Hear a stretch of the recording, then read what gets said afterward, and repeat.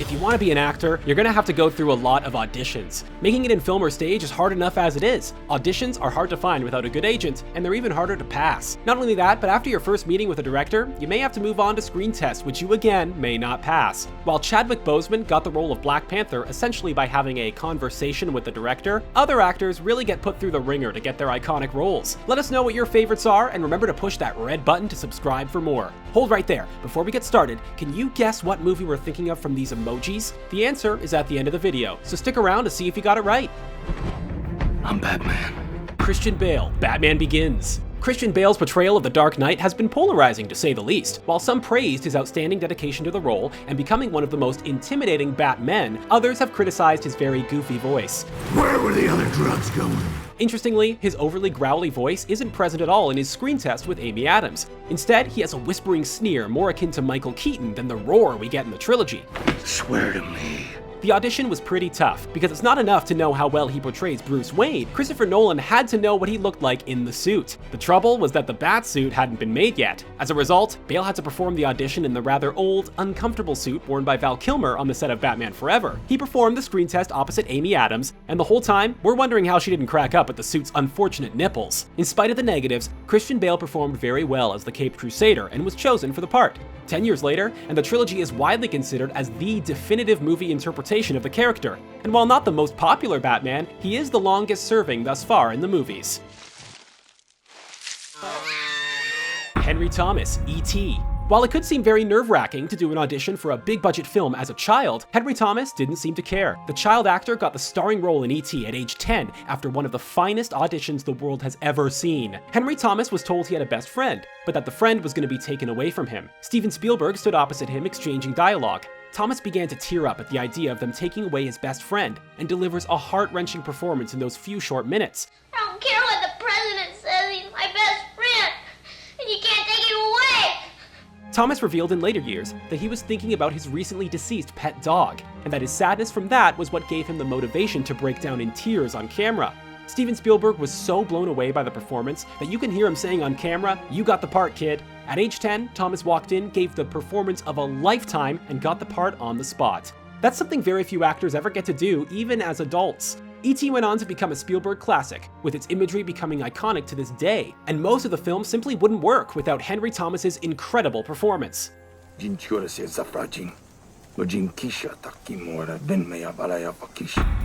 Momoa, Game of Thrones.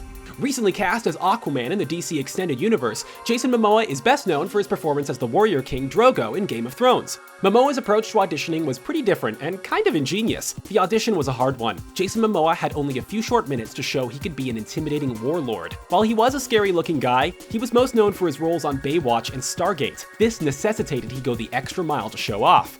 Rather than leaving it at a monologue and being done with it, Momoa broke out into a full-on haka. The haka is a war dance used by many old Polynesian tribes, which Momoa himself belongs to. He performs it with such ferocity that it was easy to see him in the role of the terrifying Khal. It helped that the casting directors couldn't understand what he was saying, as the chants are performed in a different language. This made it a lot easier to see him in the role, as the majority of his lines would be performed in the show's imaginary Dothraki tongue. That, coupled with the intimidating physical size of Momoa, make it nigh impossible to imagine anyone else in the role. While his time on the show was relatively short, it's Game of Thrones after all, he instantly became one of the most iconic characters in the show. Robert Downey Jr., Iron Man. It's hard to imagine Robert Downey Jr. getting nervous over anything. That being said, the screen tests for Iron Man show him getting a little worried. He doesn't give a bad performance, far from it, but what made his audition very tough was the time period it took place in. The auditions were held in 2006, and Robert Downey Jr. had been through 5 years of substance abuse and legal troubles only a few years prior. While he had appeared in movies since, this was set to be his big break back into Hollywood. While RDJ had been considered by Jon Favreau in the role specifically because of his previous struggles with addiction, something that Iron Man suffers from in the comics, it's still clear that he has some jitters about what is undoubtedly his biggest film role. With all that said, he plays it off amazingly, and gives a performance pretty identical to the one he gives in the actual movie. He plays the role with charm, charisma, and the aloof attitude that made us love him in the MCU. Done. You're still Buckingham Palace. What do we got? It just goes to show, no matter how big a star is, at the end of the day, they're still only human. Tom Hardy, Star Trek Nemesis. In a very frustrating example, a much thinner Tom Hardy and Patrick Stewart's back and forth in the screen test for Star Trek Nemesis is actually better than the version that made it into the actual movie. This was a particularly tough audition, as not only did he have to knock it out of the park, he had to do so while playing the clone of the man standing opposite him in the studio. Everything he did had to reflect Picard in some way, while at the same time remaining distant and different. That alone is no easy feat, but Hardy's skill as an actor was really stretched by Patrick Stewart being in the room with him. His performance in the audition is fantastic, full of charisma with a sneer of menace. Not quite the face you remember. Not quite. But a lifetime of violence will do that. It's clear that he's portraying a confused young man who doesn't really know why the world is the way it is. The version of this scene that actually makes it into the movie, unfortunately, has none of that charisma. While Hardy is far from bad, it is clear that he was being led the wrong way by the director. Rather than coming across as a charismatic intellectual, he appears very flat. The fact Tom performed better in the audition really is a testament to how truly great he is as an actor, and how important a good director is to making sure that a scene works. I feel like he's the father you never had.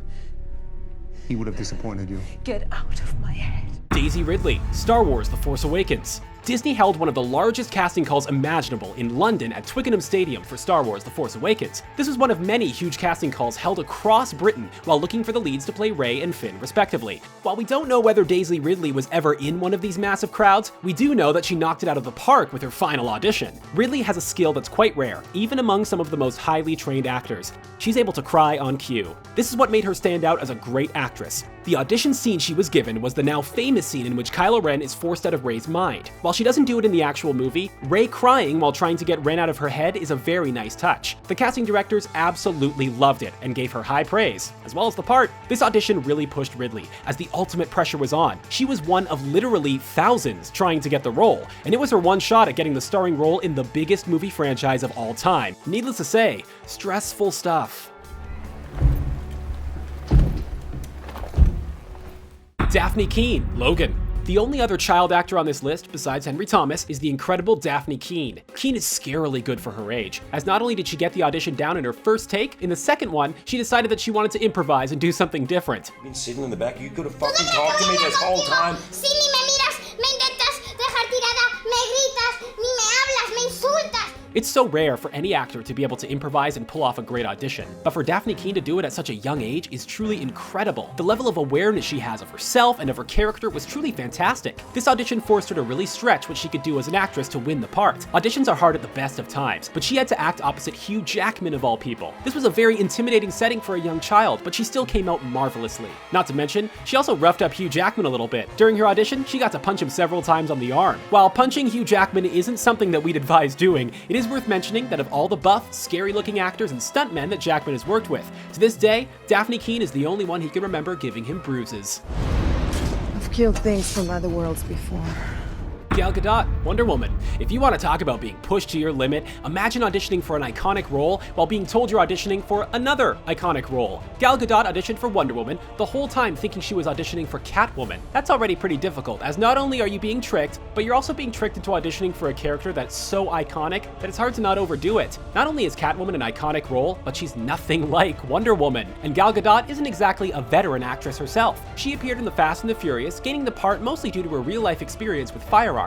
But other than that, she hadn't had much experience. That's a pretty difficult situation to be put in as a veteran actor, let alone a newcomer. Yet by all accounts, she knocked it out of the park. We haven't seen her audition yet, but we sure do hope that it was recorded. Gadot was able to come across as a strong, confident woman without veering too far into cartoonish territory. The casting director sure did a great job though. In fact, recently, Wonder Woman director Patty Jenkins said that she never would have been able to find an actor as perfect for the job as Gadot. What have we?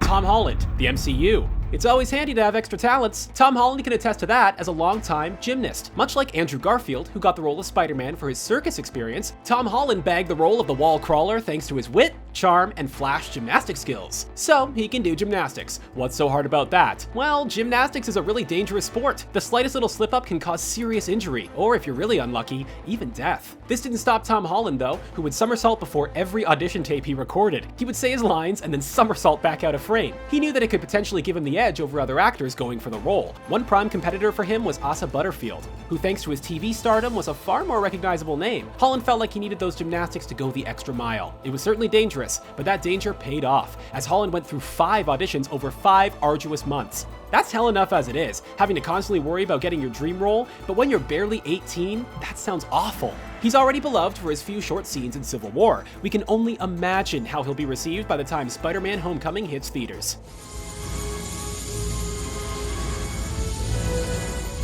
Benedict Cumberbatch, The Hobbit. It's hard to imagine something harder than auditioning for a role that you're probably not going to physically play. Benedict Cumberbatch desperately wanted to play Smaug, and had to do 2 takes in his audition. Assuming that they might try to motion capture the role, Benedict portrays the character physically in his audition take. He moves and sways like a dragon with sharp, bird-like turns of the head. He appears very quick and very inhuman. You seem very familiar with my name, but I do not remember smelling one of your kind before.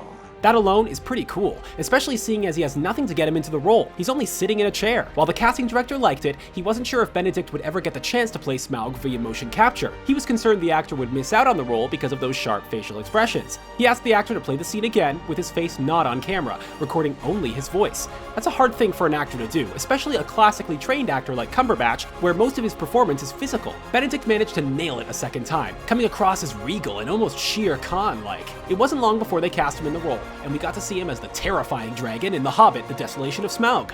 That's all we got time for today. Do you have any audition stories? Who are your favorite actors on this list?